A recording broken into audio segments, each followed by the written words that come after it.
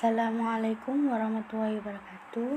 Di sini saya akan menjelaskan materi tentang bahasa dan perolehannya, di mana terdapat 3 poin pembahasan.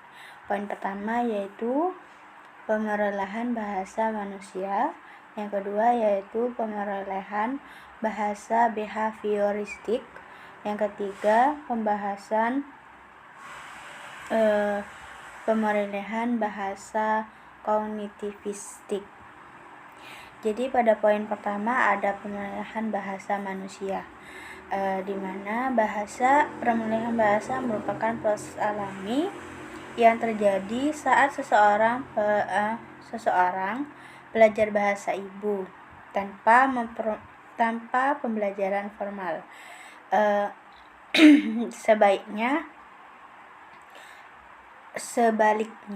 pembelajaran bahasa Indonesia merupakan proses yang lebih terstruktur, seperti yang terjadi dalam lingkungan pendidikan, seperti di kelas yang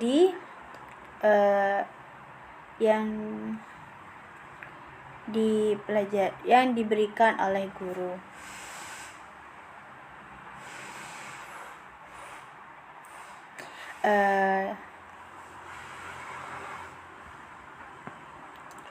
Salah satu ahli berpendapat bahwa seorang ilmuwan mengembangkan teori pembiasaan operan yang menjelaskan bagaimana bahasa dipelajari melalui hubungan antara situasi atau rangsangan dari luar dan respon atau reaksi dari individu. Dengan model RS atau stimulus respon. Stimulus merupakan rangsangan yang diterima dari luar, contohnya pendengaran kata seperti makan.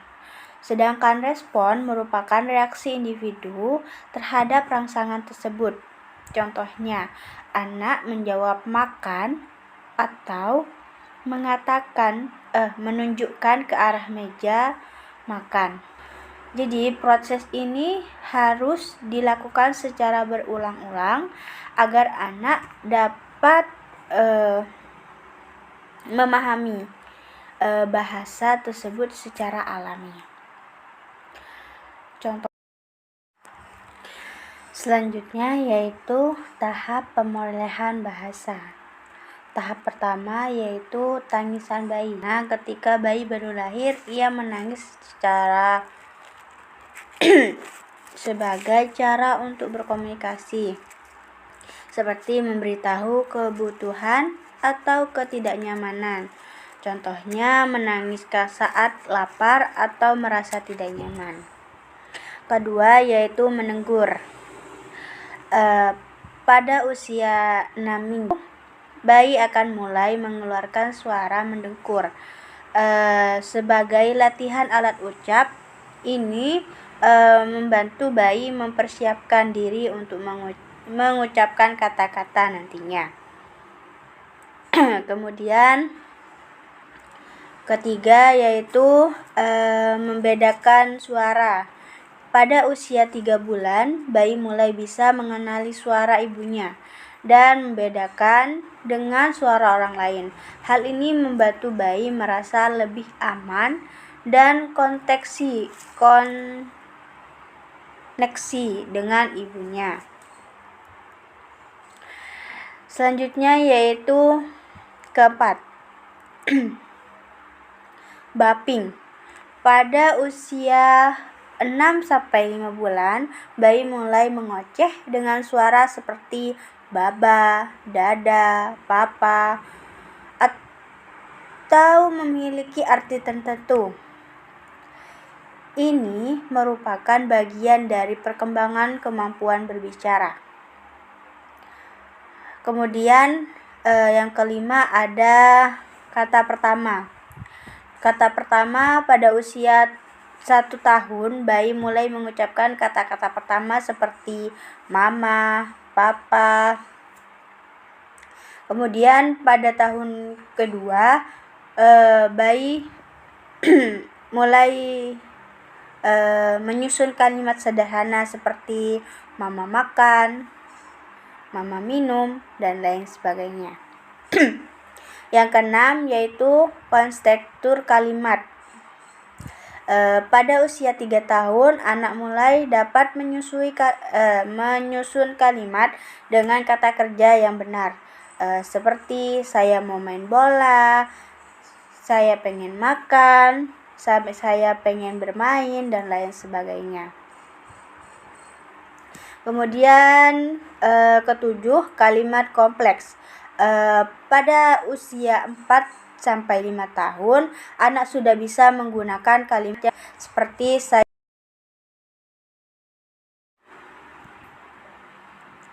seperti aku mau pergi kemana, tapi kamu tidak boleh ikut. Selanjutnya yaitu ke-8, pemahaman kata asing. Pada usia 5-8 tahun, anak mulai memahami kata-kata baru, meski mungkin masih kesulitan dengan beberapa kata asing. Pada usia 11 tahun, mereka mulai memahami bahasa seperti orang dewasa. Contohnya yaitu mereka sudah mulai memahami dan mulai terbiasa dengan percakapan antara anak dan orang tua, teman, dan lain sebagainya. Selanjutnya yaitu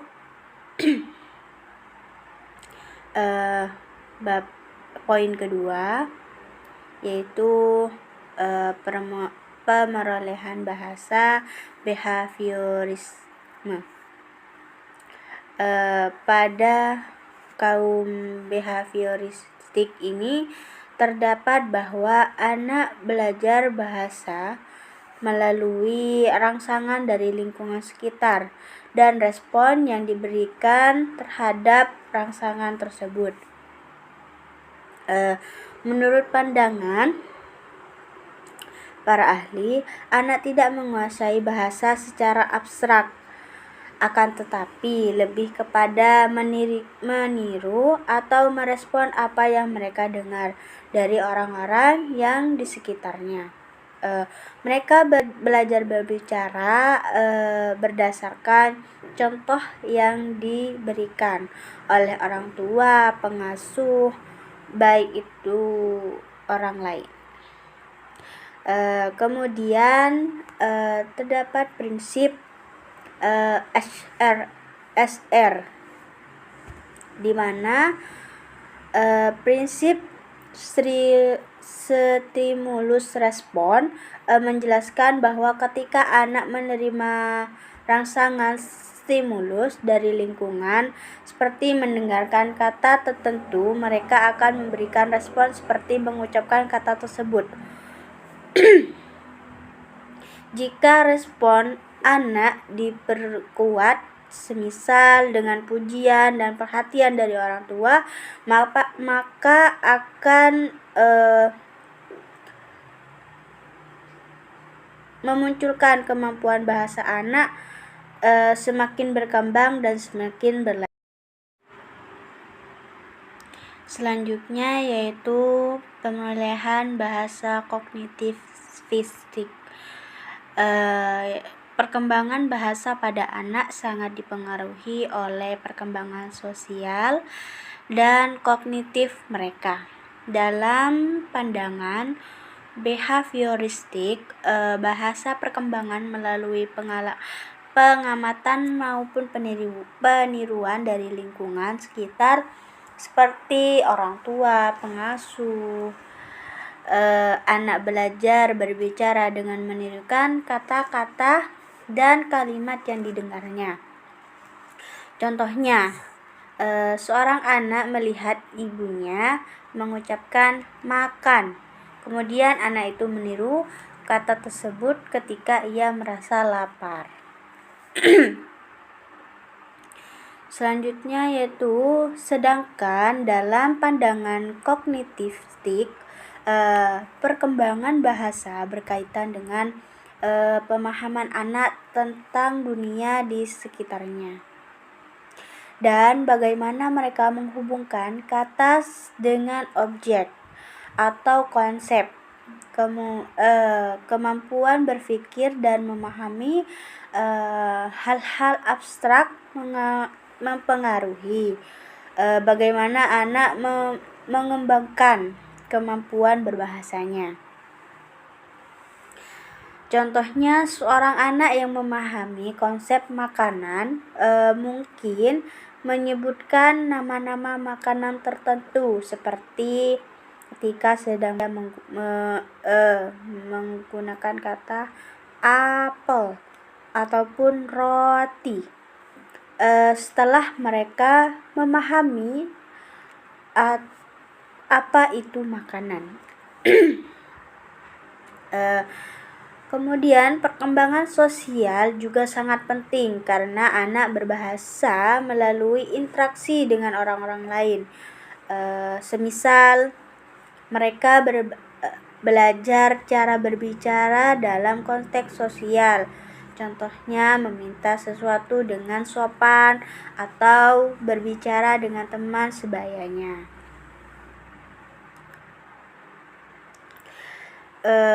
Untuk contoh dengan menggunakan bahasa yang sopan, semisal ada seorang anak belajar mengatakan minta tolong ya Pak, atau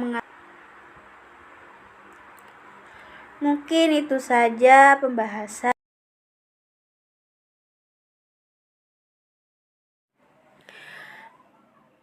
Mungkin itu saja yang bisa saya sampaikan. Apabila ada salah, mohon maaf. Wassalamualaikum warahmatullahi wabarakatuh.